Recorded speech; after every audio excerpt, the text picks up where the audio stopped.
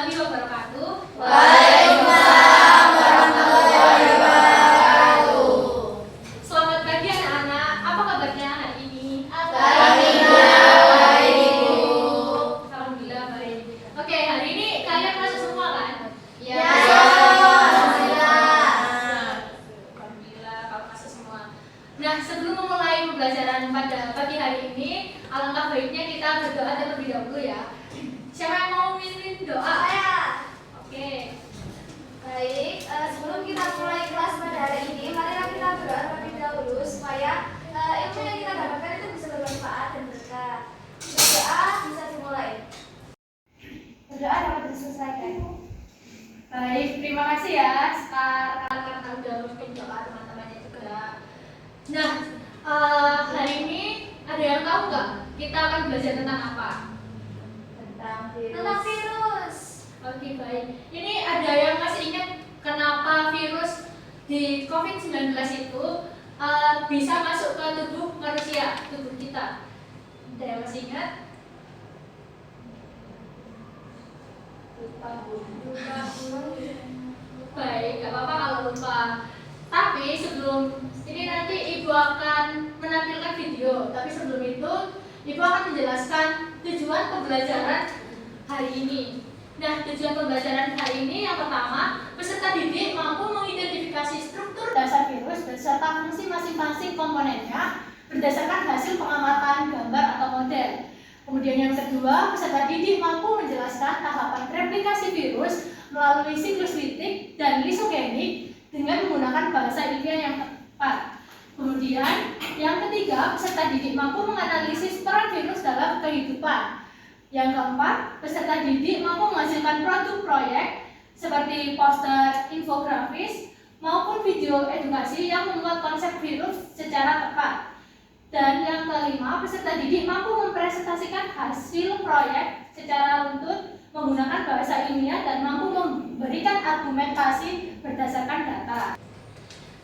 Nah, karena kalian tadi banyak yang sudah lupa terkait virus COVID-19, di sini Ibu akan menayangkan video terkait virus yang kalian simak dengan baik-baik ya. Baik, Ibu.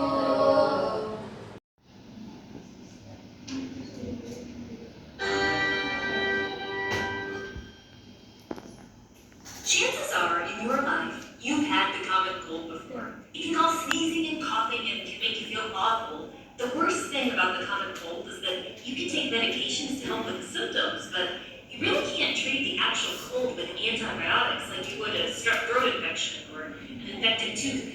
Why? Well, let's talk about what causes it. A virus. The common cold is caused by a virus. While all living things are made of one or more cells, see the modern cell theory, viruses are not cells. Viruses are technically classified as living things since they lack many characteristics of life. But there is some debate in calling them non-living as well. Medications like antibiotics attack bacteria like E. coli, which are living cells. Antifungal medications can be used on fungi like athlete's foot, which are made of living cells. Viruses are not bacteria or fungi. You can't classify a virus as a prokaryote or a eukaryote either because it's not a cell. So what is their structure like? First of all, viruses are much, much smaller than cells. You typically are going to need an electron microscope in order to see a virus. Viruses come in many shapes. Our favorite one to draw is the bacteriophage. It sounds very fancy, but it's a type of virus that tends to attack bacteria. Despite this being our favorite to draw, note that the shape of viruses vary greatly. One thing all viruses have in common is that they have some type of genetic material.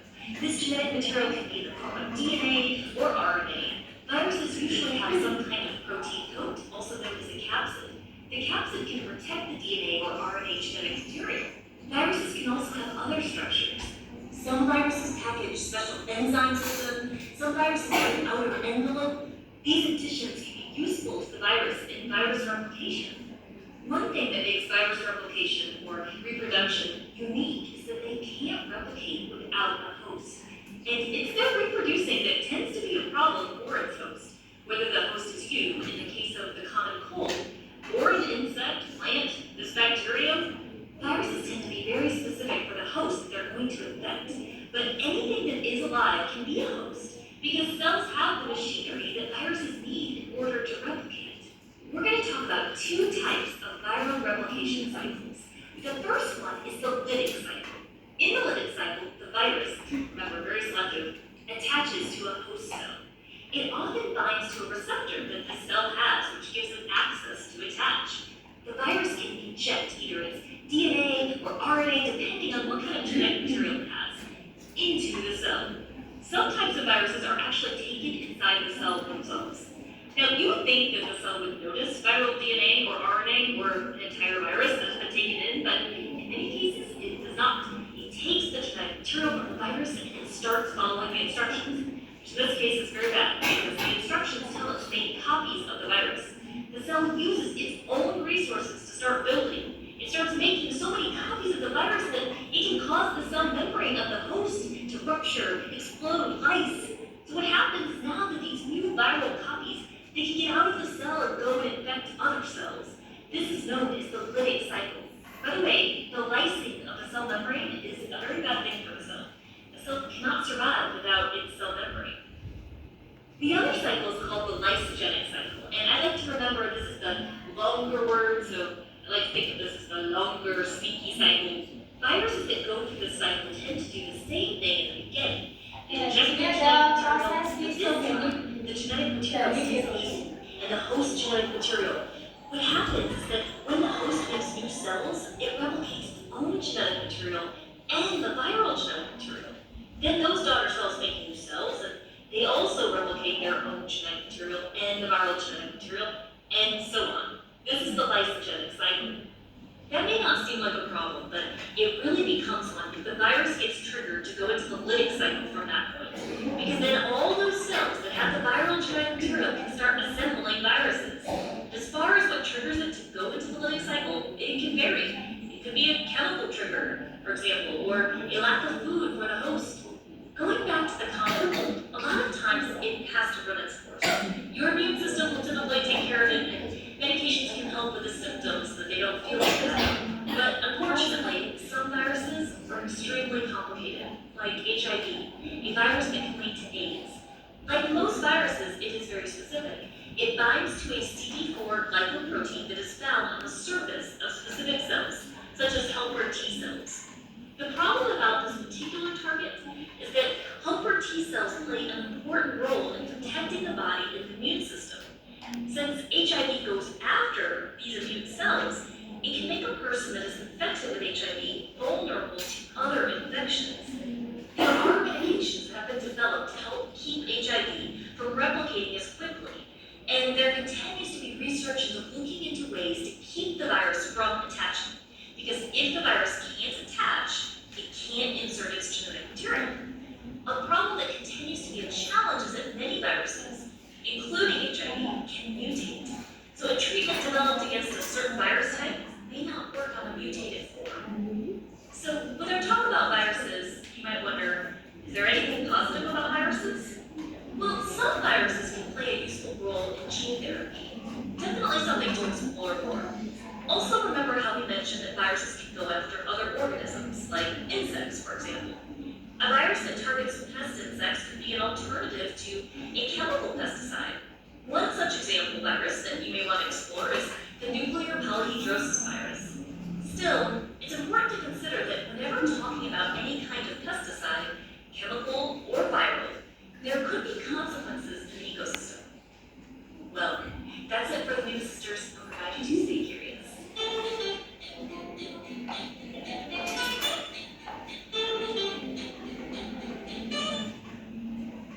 Oke, dari video yang kita lihat tadi, nah ada yang bisa menjelaskan kembali nggak gimana sih siklus litik atau siklus lisogenis pada virus itu?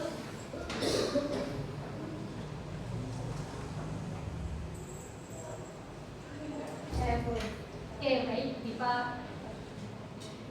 Dari video tersebut, siklus litik itu yaitu saluran reproduksi virus di mana virus secara cepat mengambil alih sel dengan mereplikasi dirinya dan akhirnya menghancurkan lisis atau menghancurkan sel inang untuk melepaskan viral baru. Siklus ini terdiri dari 5 tahapan, yaitu tahap absorpsi, tahap penetrasi, tahap sintesis dan replikasi, tahap perakitan, dan tahap lisis. Untuk siklus lisogenik sendiri, yaitu jalur reproduksi virus, di mana genom virus berintegrasi dengan genom sel inang dan tidak langsung menghancurkan sel inang. Virus berada dalam kondisi dorman, yaitu tidak aktif, yang disebut profag. Tahap dari siklus lisogenik yaitu tahap absorpsi dan penetrasi, tahap penggabungan, tahap replikasi, tahap transisi ke siklus litik. Oke, bagus banget ya jawaban teman kalian itu tadi sudah konkret banget. Kalau ini sekarang siapa yang tahu bagaimana cara virus menginfeksi dan bereplikasi di dalam sel inang? Apa ada yang mau angkat tangan lagi?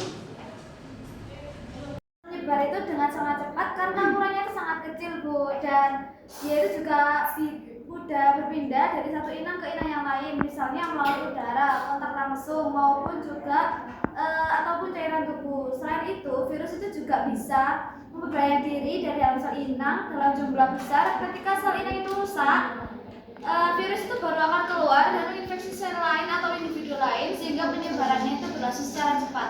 Seperti itu, Bu. Benar sekali ya jawaban kalian. Jadi ini kalian sudah paham materi dari video ini tadi ya. Nah, secara umum virus itu memang memiliki materi genetik dan sulfur protein yang disebut dengan kapsid. Nah, virus juga bisa bereplikasi ada 2 tahapan tadi. Oke, baik. Sekarang kalian akan membentuk kelompok karena sudah membentuk kelompok. Terus kalian nanti akan membuat proyek berupa poster atau infografis atau PPT untuk dipresentasikan. Nah, untuk isi posternya nanti itu bisa tahapan dari siklus litik maupun siklus lisogenik, bisa dengan perbedaannya juga ya. Gitu. Sekarang bisa mulai mengerjakan. Baik, Ibu. Baik anak-anak, apakah dari tugas yang telah Ibu berikan ada kesulitan? Belum tahu, Ibu, kalau masih mengerjakan. Ibu mau tanya apa ini? Boleh pakai tugas yang lain HP atau laptop? Oh, boleh. Kalian tidak apa-apa buat menggunakan gawai maupun laptop. Makasih, Bu. Sama-sama.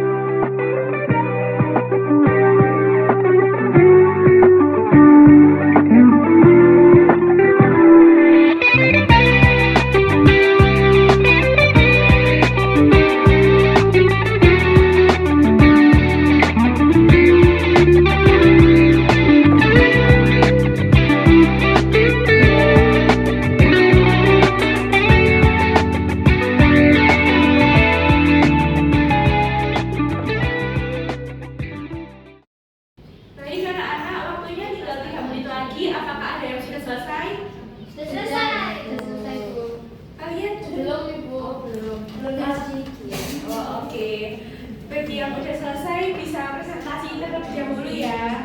Untuk yang belum bisa segera diselesaikan. Baik, assalamualaikum warahmatullahi wabarakatuh. Waalaikumsalam warahmatullahi wabarakatuh. Kami dari kelompok 2 ingin mempresentasikan hasil diskusi kami, hasil proyek kami yaitu siklus litik dan lisogenik pada virus. Perkenalkan, nama saya Anissa Nadifa dengan absen 5. Saya Siti Nurhamidah dengan absen 22. Saya Sekar Maulidia dengan absen 15. Saya Hadijah Rifwani, saya absen 19.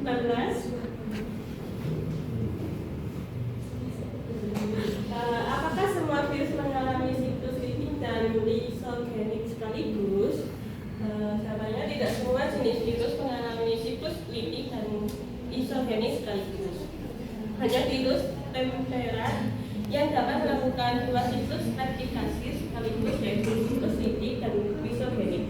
Sedangkan virus yang hanya melakukan siklus litik disebut virus imunet. Baik, jadi di sini ada perbedaan siklus litik dan lisogenik. Siklus litik adalah siklus yang reproduksinya atau replikasinya genom virus itu yang menyebabkan kematian sel inang. Nah, virusnya itu yang hanya bisa berreplikasi melalui proses litik disebut dengan virus virulen.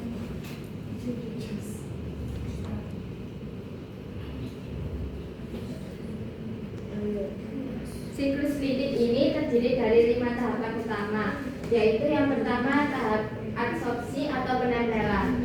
Pada awal proses, virus induk mencari sel inang yang sesuai dan mulai menempelkan diri pada reseptor spesifik di permukaan dinding sel inang. Yang kedua, tahap penetrasi atau injeksi. Asam nukleat, DNA atau RNA virus diinjeksikan ke dalam sitoplasma sel inang. Kapsid virus biasanya tertinggal di luar. Yang ketiga yaitu ada tahap sintesis dan replikasi. Asam nukleat virus mengambil alih kendali mesin metabolisme sel inang. Kemudian sel inang dipaksa untuk menyintesis komponen-komponen virus baru, seperti protein kapsid dan genom virus. Yang keempat ada tahap perakitan, yaitu bagian-bagian tubuh virus yang telah disintesis disatukan atau dirakit menjadi viron atau virus yang utuh matang. Yang kelima yaitu ada tahap lisis atau pelepasan. Virus-virus baru menghasilkan enzim yang merusak dinding sel inang sehingga sel inang hancur dan virus-virus baru keluar dari tubuh sel inang yang hancur, siap untuk menginfeksi sel inang dan mengulangi siklus litik lagi. Sedangkan siklus lisogenik adalah siklus replikasi genom virus tanpa menghancurkan sel inang. Namun virus berintegrasi ke dalam kromosom inang. Proses integrasi tersebut dinamakan profage 2. Hanya beberapa jenis virus yang dapat melakukan siklus lisogenik.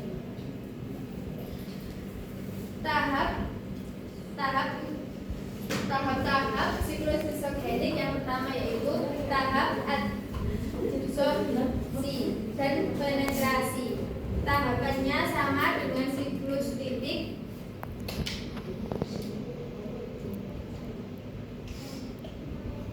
Virus menempel pada sel inang dan menginjeksikan asam nukleat. Yang kedua, tahap penggabungan integrasi. Kunci siklus lisogenik, asam nukleat virus berintegrasi dengan DNA sel inang dan membentuk struktur yang disebut profag.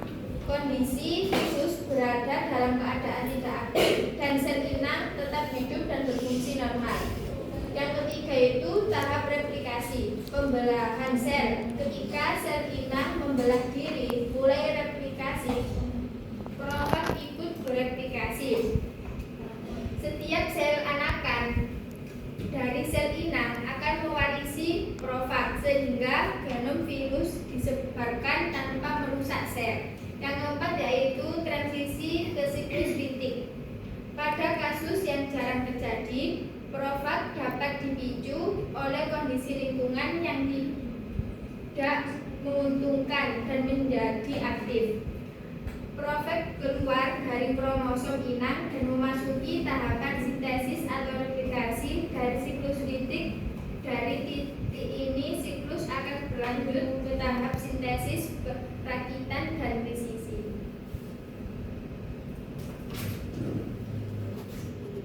Jadi yang mana terdapat profag itu? Nah, itu pada daun hidup isogenik tidak terdapat proses hidrolisis, namun pada daun hidup untuk daun litik terdapat proses hidrolisis. Pada tahap isogenik terdapat profag, sedangkan pada litik itu tidak terdapat profag. Syarat terjadi perubahan siklus yaitu adanya stimulus eksternal, keberadaan faktor internal dalam tubuh, adanya strain virus yang berbeda, tingkat ekspresi genom virus yang tinggi, tingkat transduksi tinggi, tingkat infeksi yang tinggi, dan keadaan lingkungan tubuh manusia yang tidak mendukung. Mana yang lebih berbahaya antara lisogenik atau litik? Siklus lisogenik akan menyebabkan sel inang tidak pecah. Virus bereplikasi di dalam sel, dan ketika sel tersebut membelah, virus tersebut juga akan ikut membelah. Siklus lisis lebih berbahaya lagi bagi penderita karena menyebabkan sel penderitanya pecah. Namun pada dasarnya keduanya sama-sama berbahaya karena sel sudah terinfeksi parasit obligat. Cara reproduksi coronavirus penyebab COVID-19 terkait siklus litik dan lisogenik. Virus mana memiliki RNA positif sebagai genomnya dan biasanya sering disebut RNA virus. Mutasi virus terjadi pada saat replikasi. Virus RNA bermutasi sekitar 1 juta kali lebih cepat ketimbang virus DNA. Oleh sebab itu, orang tanpa gejala atau OTG bisa merasakan apapun dari cara tiba-tiba menjadi sakit. Baik, sekian presentasi dari kelompok kami. Apakah ada pertanyaan? Bagaimana anak-anak? Apakah kalian ada pertanyaan untuk kelompok 2? Saya Bu, Iya. untuk teman-teman, aku mau tanya perbedaan dari siklus litik dan lisogenik itu apa sesuai dengan bahasa kalian? Terima kasih. Yuk, action.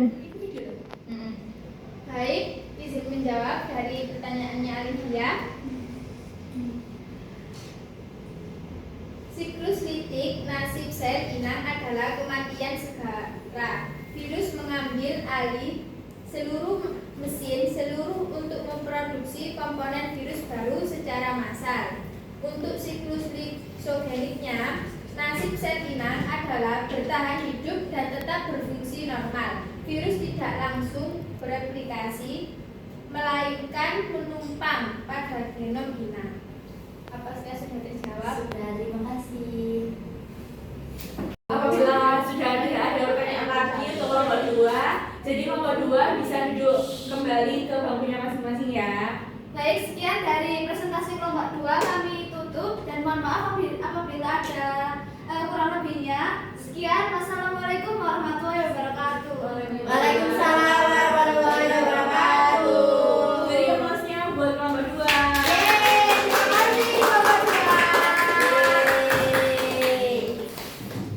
Jadi untuk kesimpulan dari apa yang sudah teman-teman kalian presentasikan itu, untuk siklus litik ini memang bekerjanya itu secara cepat dan juga langsung dengan cara memecahkan atau lisis untuk melepaskan virus baru. Kemudian untuk siklus dari lisogeniknya itu bekerja secara sembunyi-sembunyi dengan menyisipkan materi genetik yang masuk ke dalam DNA inang sehingga virus tersebut itu dapat berkembang biak tanpa merusak sel untuk sementara waktu. Jadi sekian buat mata pelajaran biologi ini. Semoga materi virus pada pertemuan kali ini dapat kalian pahami dan semoga bermanfaat untuk kedepannya. Ibu tutup. Wassalamualaikum warahmatullahi wabarakatuh. Waalaikumsalam.